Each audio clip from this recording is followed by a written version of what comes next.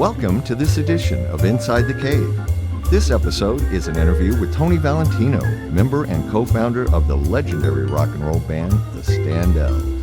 The Standells are pioneers of garage rock and psychedelia and are considered the forefathers of punk rock, and their musical influence still weaves itself into the rock and roll fabric of today. I'm your host, David Kessel, and here we go.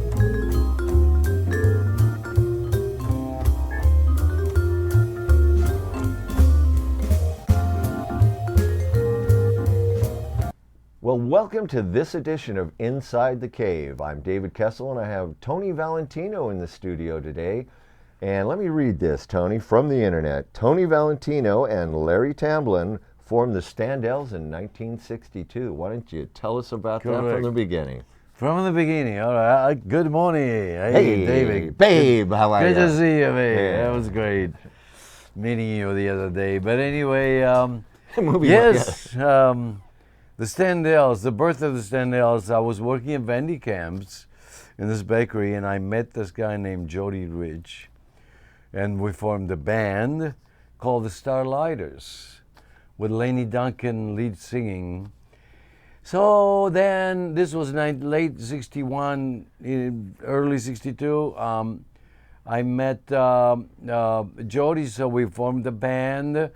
And Laney Duncan used to come to my house and we start messing with the song, and he was to a point where he would have part of the song, but was not finished. So I remember we used to sit on the floor. My mom was there, my family, we were just here from Italy, and I put some chords. Anyway, we went to Burbank high school to see a game, and we were calling in this song was called Delayed Action particularly, and then we went to Burbank that night and we heard of the hand claps, so we went outside and we came out with the idea of clapping the hands on the song, and we called the song Let's Go. So we went to the studio, me, Jody Rich, Laney Duncan, and a drummer named Johnny. In Glendale, we all paid $5.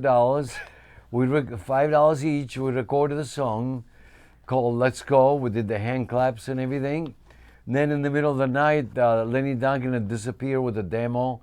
And the next thing I knew, the song was on the radio, and it was recorded on a different name, and I was devastated. And welcome to show business. That was in show business. So the song became Let's Go by the Routers. So Laney Duncan disappeared. We had no lead singer. So me and Jody, we kept on going, and we were in need for a keyboard player.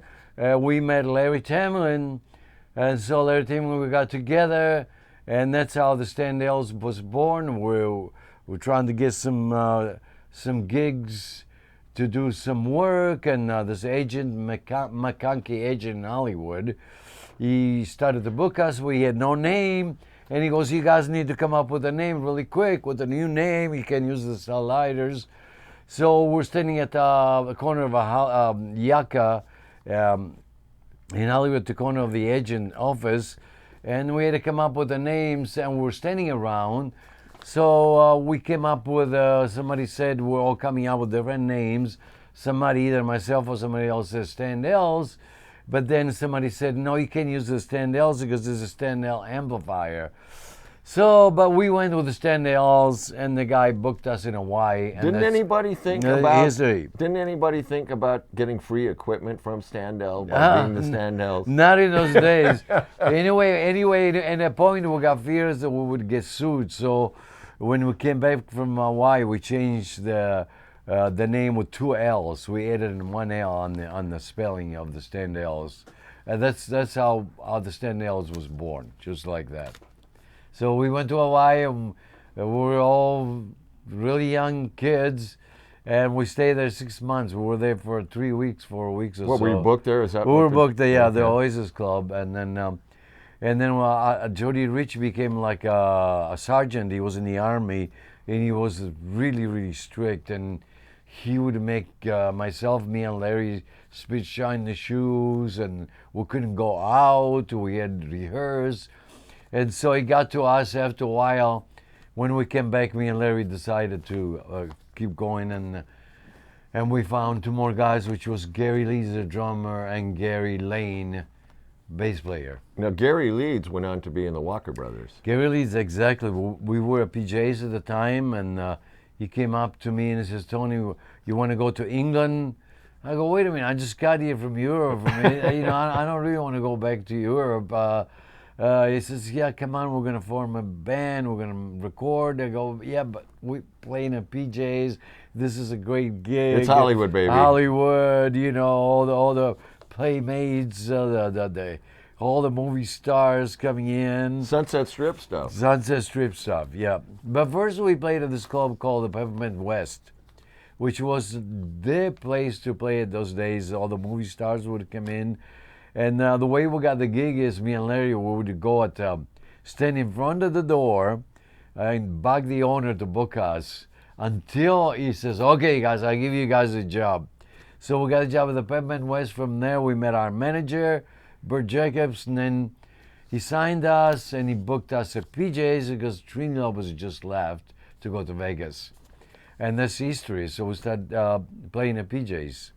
Is it true they made you cut your hair to play at PJs, or is that a rumor? No, actually at PJs we came up, I saw this Italian magazine with Gary Leeds. He was a really fun and crazy guy. He says, I show this magazine with this picture of this guy in England, with long hair. I said, let's grow our hair. So we didn't have enough time to grow our hair, so we went and got wigs. Oh, wow. So we all four put wigs on, and that was the most incredible scene that we caused, We were at PJs, and then everybody wanted to book us. And as a matter of fact, from PJs, we ended up in Vegas. Right away, we stayed at PJs for a couple of years, on and off. And then we got booked in Vegas at Thunderbird, which was great experience to play in Vegas. How many gigs or sets a night? We had to do like 2 shows a night. Like one was maybe 10, and the other one was like 3 o'clock in the morning. Oh, that's beautiful. And there was Louis Prima there. That's what I was going to ask you. There. Right, yeah. Everybody. Merton Burrow came in one night to see us because we had long hair, and we had the lounge. It was a lounge, and what's his name? Merton Burrow came in and he saw us, and he went to our manager and said, I want this guy to come and see my show. I'm giving you front row seats, right? So the next night, on our night off, we went to see Showman Burrow. He sat us in the front, and he just killed us. He started talking about us with long hair. He made us get up. He did the whole show, and people were laughing, and that was a riot. That was a riot, completely. How did you segue into your first minor hit or first hit, like the recording process? Well, we started to record. As the Standells. As the Standells, we started to record some kind of doo-wop songs, some nothing like a punk rock or anything like that. We got signed with Liberty Records, and we did some records. Actually, we recorded live at PJ's, the LP. And nothing really happened. Then we went and signed with VJ Records. VJ Records, we recorded at Gold Star, a famous Gold Star in Hollywood, which Santa Monica Boulevard. Santa Monica and Vine. Everybody was there. The Rogers Brothers were recording there at the time, and we came in. Sonny Bono producing us. Our management company actually found Sonny and Cher. They just put out this record called Baby Please Don't Go, which we backed them up in some high school dances and stuff like that. The Standells back up Sonny and Cher. Did Sonny wear the vest at the high school gig? Yeah, they had the whole thing. Stick, yeah. Right. And then we got signed with VJ Records, and Sonny Bono, they actually had, they were broke. They had no money, and a production company gave them $5,000 to produce us. What, gave Sonny and Cher? Sonny and Cher. Right. And that's a history. After that, they started making more records, and so I'm kind of responsible for their success in a way, the Standells. Isn't that interesting how one thing can morph into the next thing? Exactly. Because I know that Sonny and Cher, working with Phil underneath the scene, were able to parlay that vibe and then parlayed from you and all that kind of stuff.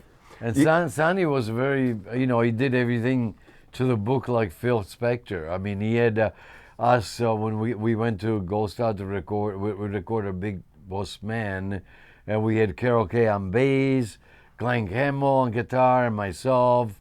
We had Al Blaine on drums, a wrecking crew. Right on. And then Don Peake also, the whole wrecking crew, and then we signed with VJ Records, and we went in, and I'll never forget this. The A&R man was sitting behind the desk, and he goes, so I said, "Hi guys, welcome to VJ Records, and I want you guys to know that we just let 4 guys go from England, and we just let them go. We let the contract go, and we're signing your guys."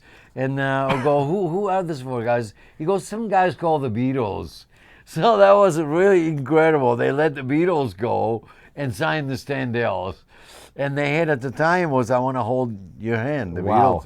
Beatles. So that was another big part of history. That's pretty crazy stuff when the A&R people mess up that badly. Not to sign you, but to, why not have the Beatles and the Standells? Yeah, that was like we couldn't believe it. They let the Beatles go. But anyway, that's the way it went. Well, I remember VJ released this album, ridiculous album that I bought at Thrifty's when I was like 1 or whatever it was, but it was like a VJ album. It was like the Beatles versus the Four Seasons, right? Because they were using masters that they had in the thing. And I'm feeling like, that's not fair to the Four Seasons, really. Come on. Completely, different thing, completely.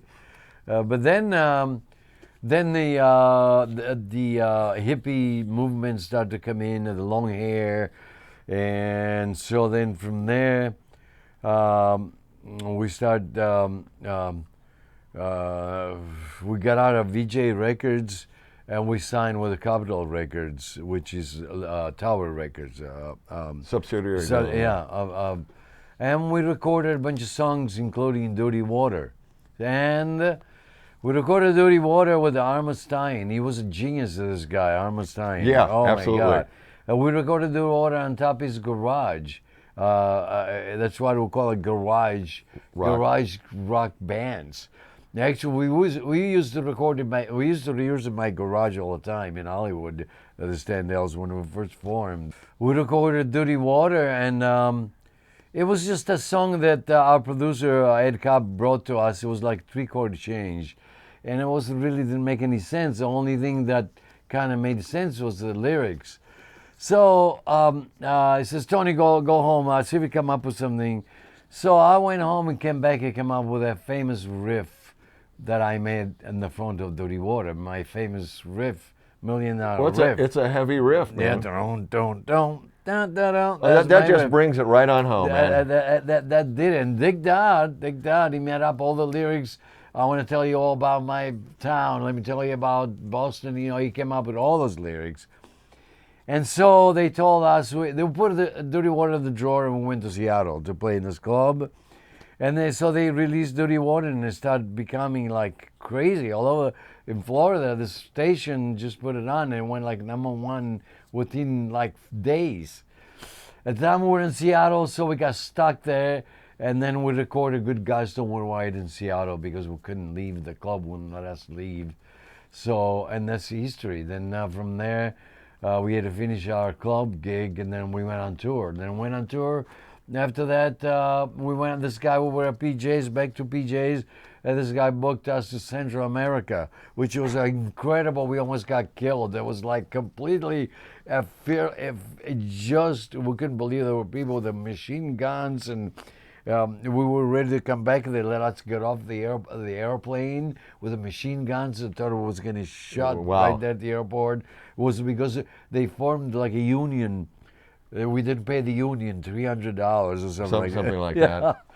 So, Tony, was that? It must have been a shock when Dirty Water just instantly popped. We couldn't believe it. It was just like, what? Like we were like kind of really amazed that because it wasn't a drawer for a year. Nobody would do nothing.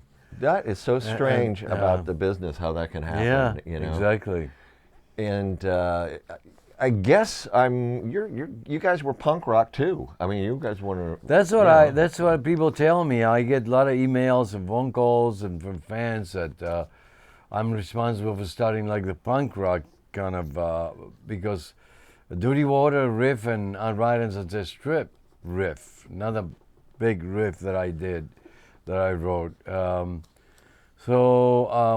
Well, if I may, Ride on Sunset Strip, great segue, brilliant tune, and I happen to have a heartfelt appreciation for that movie, as my stepbrother Timmy Rooney starred in that, and I understand you hung out with him a lot. All the time. We used to hang out on Laurel Canyon. We used to hang out in clubs, and we were really, really good friends. Definitely. He was a trippy dude. Oh, we used to hang out on Sunset Boulevard. Sunset Boulevard at the time was like incredible. It was, all the hippies and all the cops on horses with the bayonets, and they were chasing everybody away. We were like just like animals. They were treating everybody so bad because they didn't want. We were evil, the hippies with long hair and. All that. They were trying to get rid of us. That's right. Right on Sunset Strip, the movie, it was such a great kind of portrait of the Sunset Boulevard. It was great. The Sunset Boulevard, it was great. It was incredible. It was about the whiskeys. There was guitaris. We used to play guitaris a lot. All those clubs. I remember I seen the Mamas and the Papas getting signed at this club right across from Ban Frank's. It was right on under the Playboy. There was the Playboy Club was upstairs and right across from Ban Frank's. And I went there one night. The Mamas and Papas got signed. Then I went to see. I went to see Jimi Hendrix play at the Trip on Sunset Boulevard. Also. Whoa. And the Doors. And then we played with the Doors. Also, we played with the Doors. It was like another big scene with the Doors. Jim Morrison got throwing up out of control. Drinking, they had, two guys that pick him up trying to put him on stage. We did a couple gigs with the Doors, which was an incredible experience. We played at the Cheetah. There was this club called the Cheetah. You just did the whole Cheetah. Yeah. Rodney reminded me. Actually, Rodney on the Rock, my good friend Rodney. Rodney Bingenheimer. He's one of the greatest. Rodney's responsible for every rock and roll star. And really is born because of Rodney and the Rock. He helped all of us to get the music out there. Still up to this days, he's the greatest for just contributing so much in absolutely, rock and roll. Absolutely. Rodney Bingenheimer, the greatest, is always he's still like in the '60s and we get together sometimes. We'll go to Cantor's, talk about the '60s and Rodney. Well, we had a good hang a couple of months ago at Cantor's with Rodney. Oh yeah, we were. That's right. We were there. Great. That was great. And I must say, I forgot that I got a call from there, which I was very honored. Through Rodney, I got a call from the Grammy Museum, and they said, Tony, can you please give us your guitar with a bat? I have a guitar with my Batman sticker on it, which is my trade. Can we put it on the museum in Liverpool? So I donated my guitar, and it's right now it's in Grammy Museum in Liverpool, and my jacket from Dirty Water album. Awesome, that is totally cool. Thank you. Speaking of Liverpool, kind of adjacent, you guys toured with the Stones. Can you talk about that a little bit? That was another crazy. And you've time. lived to tell the tale. So. Oh boy, I must say I'm just lucky to be alive, to be traveling with the Rolling Stones on the airplane every day for 35 days. It was crazy. We got to a point. We used to play cards at night after the gigs because we were in New York for a while, based out of New York and flying all over the place and then go back. So at night we used to play cards, and one night there was a huge poker a lot of money on the table, and Brian Jones and Keith Richard, they were the last ones. And Brian Jones got so mad he lost his hand, and he piled up all the cards, and he set fire on the plane. Oh. He set the cards on fire, and the pilot came out, and he was furious. He goes, "You guys are crazy." He goes, "I don't want to die. I'm going to land you guys anywhere. I just want to get out of here." Yeah, and, imagine they're starting a fire in the airplane. Oh, genius! It worked. Yeah. And just like, and then, we used to do all the ammo nitrate before we came out of the plane. It was that thing that you used to get high, and it was so trippy. It was so bizarre. And then we were in Houston one time. We did a concert there, and again Brian Jones was so humid and so hot that Brian Johnson he wiped his face with the American flag. Oh boy! And that was a no-no. In Texas? We almost got killed. In Texas? They had escorted us. The police. Oh my God! Oh. There was. I think we had to go backstage. I think they had to pay a lot of money for that. Like something happened. They made it. That was so scary. I'm telling you. Anyways, it was another big rock and roll history. Scenario. Okay, we can imagine what went down after that, but let's segue into American Bandstand. That should be a pretty interesting. That was another great experience. Dick Clark, I actually have a friend of mine, Vern Schenk. He keeps teasing me because I was just in from Italy. And the first time we were on, we did Big Boss Man that we cut, that Sonny and Bono Jimmy Reed produced. song? Yeah. That was the one we cut of the Wrecking Crew. And Dick Clark asked me, he says, "Tony, what do you like in America? What do you like about America?" And I said, "Pizza." He goes, "Why? They don't have pizza." I kind of threw him off. And that was funny. It was kind of, I couldn't hardly speak What, he English. expected you to say like a hamburger or Chinese food or something. Yeah, right. And I was so nervous because when I came here, I wanted to be on American Bandstand. I remember I used to go, "Oh my God, look at those rock and rollers," and and all of a sudden I was on American Bandstand. I was so nervous. I just couldn't believe it. It was just a dream come true. It was incredible. Well, that is so spectacular. I can only imagine. Then we went on tour also, the American Bandstand tour with Paul Revere and the Raiders. Then we did another tour with Chet and Jeremy, and we did a lot of tours. Man, you did the circuit. Yeah, we did the circuit. We went everywhere. It was a lot of touring. That's the grassroots way to do it. That's exactly. Called show up. Well, you know what? Since you've had such an illustrious career, let's talk about what you're currently doing musically. I understand you're doing some collaborations with Richie Ramone. Exactly. Yeah, I got together with Richie Ramone. We did an autograph signing show. Pretty cool. And we got together and we started jamming one day. I went to the studio. This house got a great studio, and we came up with about 6 songs. So we just put 2 out right now, and which I send you. Yeah, they're great. Couple. I really like them. Rodney played them already on his show, and I'm getting some good feedback. I'm going to play it on my radio show. Oh yeah, thank you so much, David. I appreciate it. A little angel. That's what Rodney likes. A little angel. Right. If Rodney likes it, that's what we're playing. Little angel. He told me yesterday. And possibly do some shows, some live gigs. Maybe we'll go to Europe. In the future. Well, I know talking with Marky Ramone that South America, as you mentioned before, they can go really crazy for this kind of act, and also certain countries in Europe that are very hip. I sent the 2 songs to this guy in Brazil, his radio station, and he went crazy. He says, "I can't wait until you guys come over here. You got to play live shows." So we'll see what happens. All right. Well, you know what? I'm so happy to have had you on Inside the Cave, and enjoy your music, enjoy you personally, and I look forward to all your new music. I also want to say hi to my daughter, Brianna. I have a 20-year-old daughter. She's beautiful. And we just came back from San Diego. We did a commercial, the whole family. So rock and roll forever. Don't let the music die. Out of sight, baby. Thank man. you so much, David. All right, I thanks, Tony. appreciate you having My me pleasure, man. on your show. What a gas. You incredible part of history, and your dad, he was incredible, which I made. Well, him. thank you. Absolutely. All right. Thank you. Rock and roll. Babe.